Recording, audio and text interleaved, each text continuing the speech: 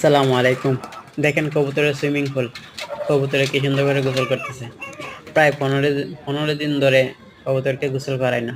আজ বাড়িতে আইসা কবুতরকে বলের মধ্যে পানি দিলাম, কবুতর অমনি লাফ দিয়ে পানিতে পড়ে গেল। দেখেন কি সুন্দর করে গোসল করতেছে। মনের সুখে তারা সাঁতার কাটতেছে। মাশাআল্লাহ, অনেক সুন্দর লাগতেছে। এখানে মোট 5টি কবুতর আছে, আর বাকি 5টি কবুতর ডিম নিয়ে বসা আছে। 5টি না, 4টি বসে আছে। ওই যে দেখেন, ফার্মি মুরগি ওদেরকে দেখতে আসছে যে ওরা কি করে। এই যে আরেকটা এখন চলে আসবে।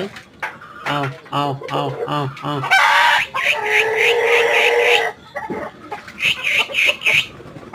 এই যে একটা চলে আসছে, এটা এখন উঠবে, ওইটা এখন গোসল দেবে।